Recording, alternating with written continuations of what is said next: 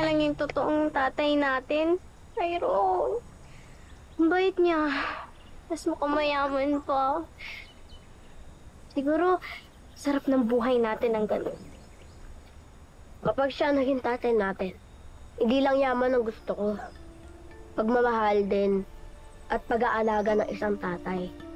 Basta, sa akin, yaman lang, sapat na. Ano ka ba? Anong Chris pinagsasabi mo? Baka naman guni-guni mo lang yon. Kasi hindi ba nakita natin yung si Via, yung asawa niya. Kaya siguro dahil nakita natin yun, akala mo nandyan din si Chris. O kasi syempre konektado yung dalawa, kaya hindi yan Ano? Hindi ko naman naiisip si Chris eh. Oh, di baka nagbabakasyon sila dito. Di ba, mag-asawa naman sila, pamilya. At saka hindi naman malayong mangyari yun, di ba? Dahil dito naman talaga pinanganak at saka nagkaisip yung Chris. Teka. Uy, bakit ba masyado kang apektado dun sa Chris na yon? Oh, ano, hindi ka na makasagot, ha? Ha? Anong wala? Ako?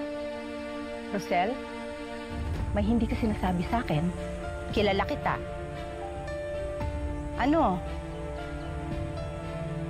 Rosel? Nagsisinungaling ka sa akin.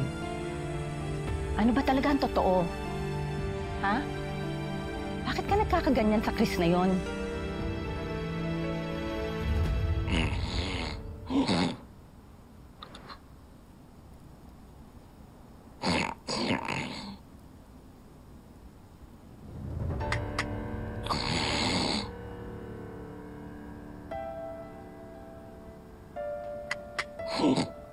Wala, tutulog.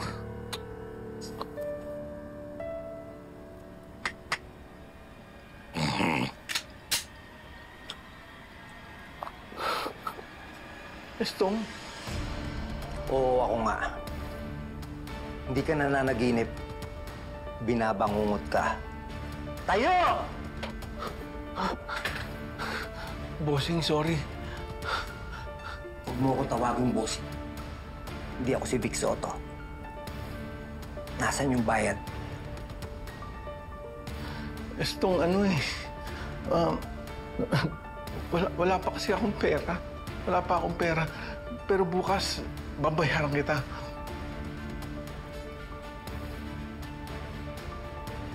Siguraduhin mo magbabayad ka bukas. At hindi ka magtatago. Dahil kung hindi, alam mo na ang susunod na mangyari. Ipapakain kita sa mga alaga kong buhaya. Naiintindihan mo?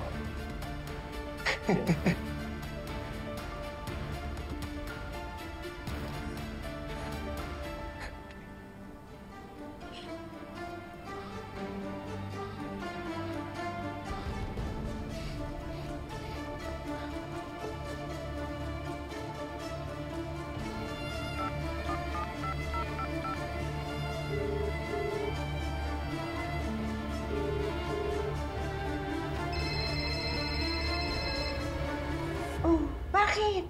Duty ako. Bilis, nagmamadali ako. Malu, padalan mo na ako ng pera. Uy, ano akala mo sa akin? Genie? Isang salita mo lang, mabibigay ko na kalhilingan mo? Likat ka. Di ba kabibigay lang sa'yo ni Sir Chris ng pera? Malu, papatayin nila ako pag hindi ako nakabayad eh. Nagpatalo ka na naman sa sugal, ano? Kailan mo ba ititigil yung pagsusugal mo, pati yung pagsasabong mo? Huwag mo na akong dakdakan. Alam mo, kung may matatakbuhan lang ako, hindi kita tatawagan.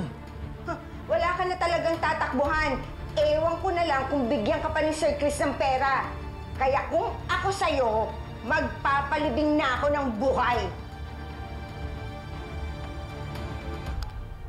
Malu. Malu. Malu.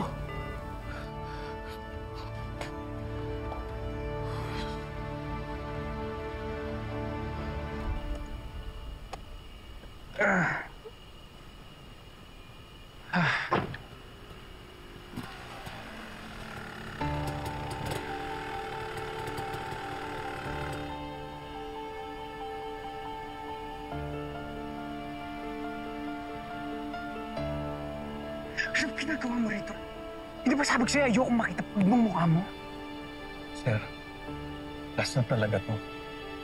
Kailangan ko lang talaga ng pera. Hindi. Hindi ako magbibigay sa'yo. Kahit 5 wala kang matatanggap sa akin. Sige na, malis ka na. Sir, nakikiusap ako sa'yo, Sir Chris.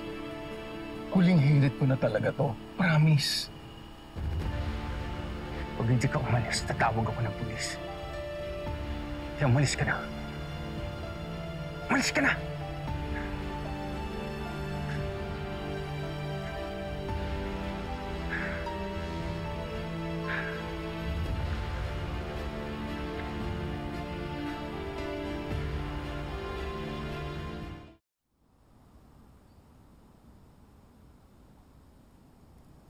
I'm home!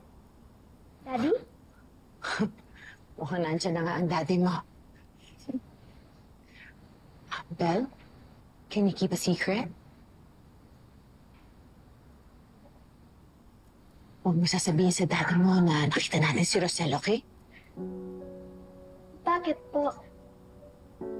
Just do what I say. Okay po.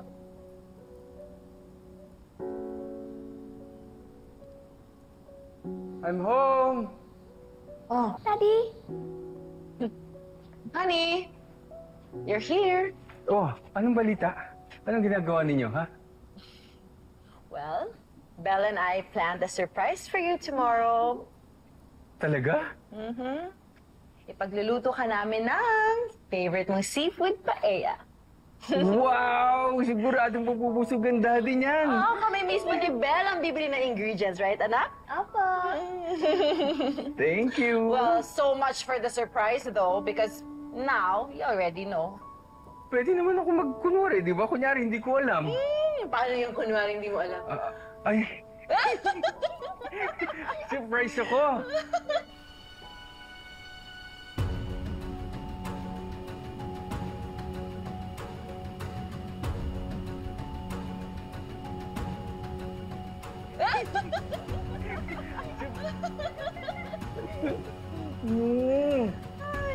Ikaw pa magluluto?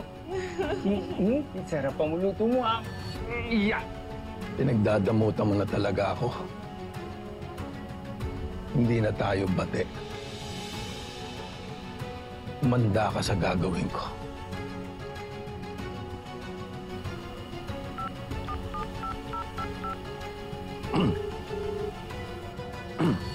Pare, pairam ng sasakyan, ha? May racket lang ako. Oo, siyempre, may parte ka. Ayos?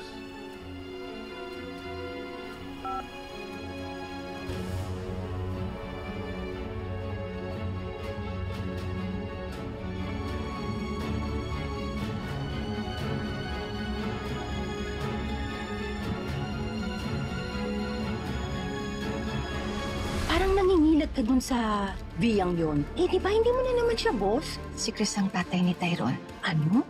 Sana naman wag mong idama yung batang babae, yung anak nila. Parang ang gaan ng loob ko dun sa batang yun. Sana palagi siyang ligtas kahit na anong oras. Nay, si Tyrone. Bakit ano nangyari kay Tyrone? Gusto na po siyang umalis sa akin eh. Wala po siya dun sa school. Si Belle, di ba kasama mo? Bata, umising ka.